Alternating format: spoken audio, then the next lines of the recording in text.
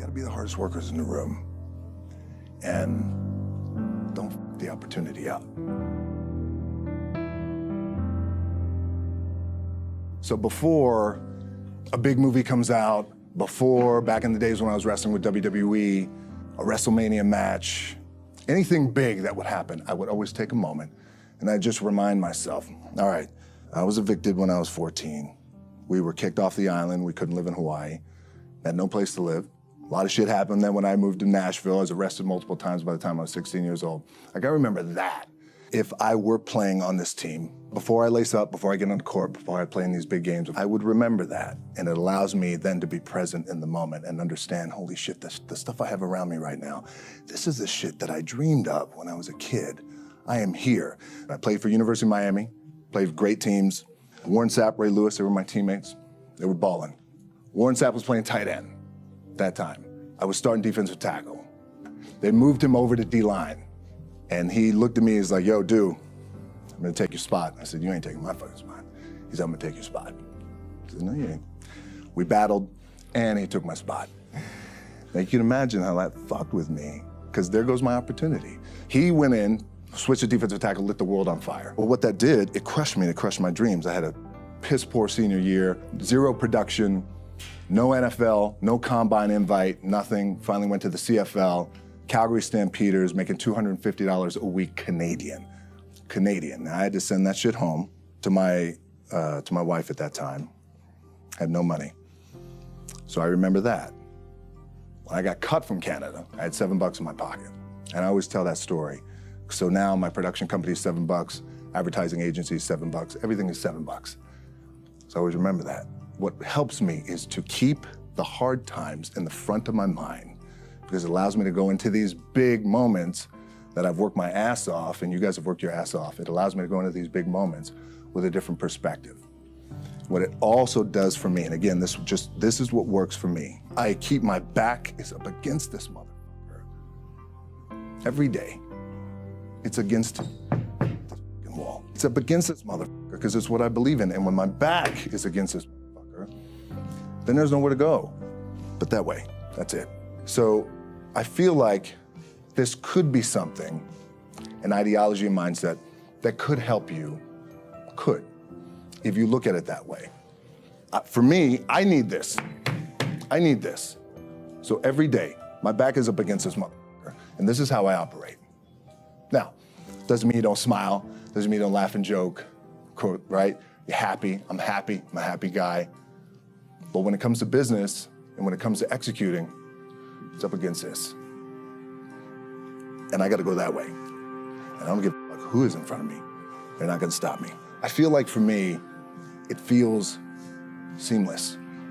The prep is where the character is made. And I just don't mean the character I play, I mean the character in here. So for me, the prep is getting with the director, getting with the producers, getting with the writers, so in essence, it's like getting with all your coaches and your different position coaches and all the meetings that you have to have, right? So that's the work you put in. The key for me was, where does it start? What's the anchor? What's the anchor? So I could have all these ambitions, and you guys have all these ambitions, which is great. It's important. I'll play this role, you'll play that role. I'll execute this thing, and it'll come out this summer. You guys will execute this thing during the summer, right, when it's time to really put in a lot more work. But the key with me is just always finding what the anchor is. And the anchor is getting up at 4 o'clock in the morning every day before anybody else, and grounding my thought process is in the no one will outwork me.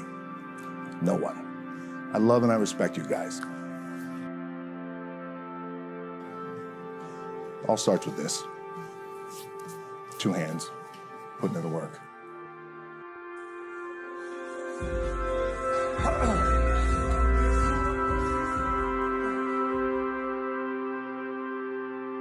WWE taught me, which I think you guys can take away and it can apply to a little bit of your practice and your business and your gameplay, is WWE taught me to always listen to the people. You always want to listen to the people. So when I would go out, look, you go out, there's always a lot of ego, and I want to do my shit, and then another wrestler will say, oh, I want to do my shit, and I want to do my finishing move, I want to do my finishing move. I got to look good, I got to do all this.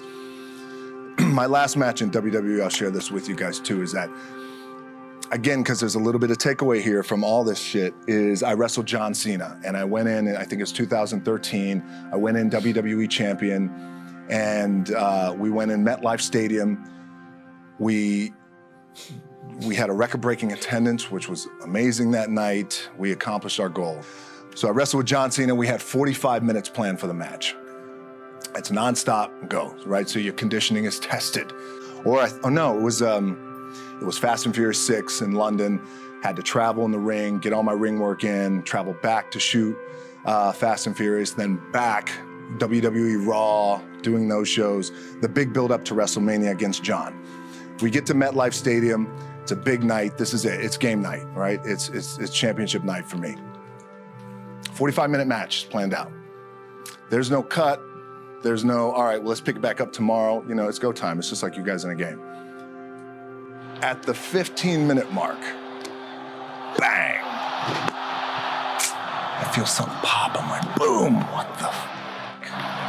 I'm laying there, and both of us are out.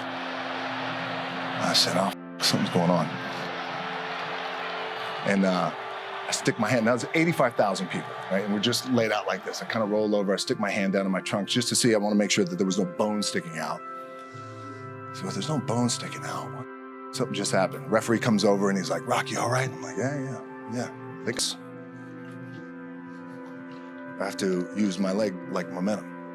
Gotta do that. So now in that moment, and you guys are gonna have these moments, you probably already had them already, where you're in the game and you're in the thick of things, and you gotta make a decision. What I gotta do? Vent at some point all throughout the night in the locker room, and just be like, hey, thank you for the house. I appreciate it. Thank you for the house. And what that means is, that's their way of saying thank you for helping draw 85,000 people and putting a lot of money in my paycheck, in my bank account. Thank you for the house.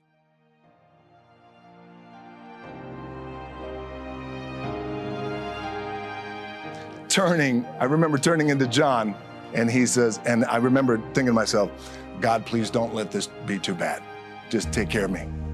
Take care of me. Bang!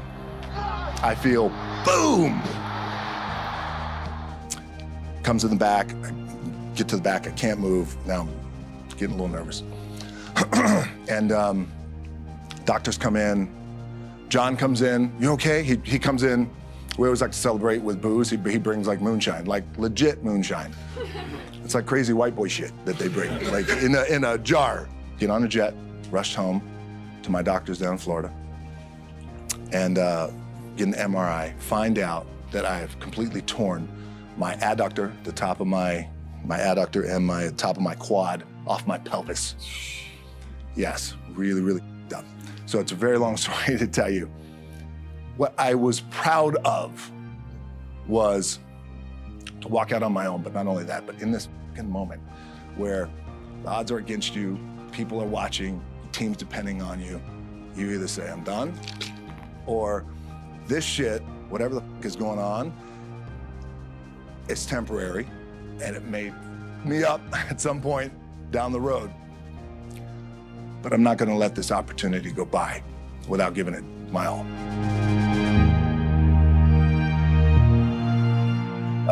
I know what it's like. I've been down that road, and that shit is hard. It ain't easy, but I'm telling you that if you're going through it, stay strong, have faith, keep pushing through. I've said this before, and I'm living proof of it, is that on the other side of your struggle is something good. On your other side of your struggle is something better. On the other side of your struggle is some sort of success.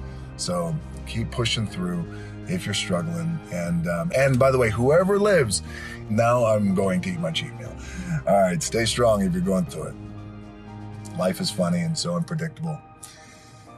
It's a wonderful life.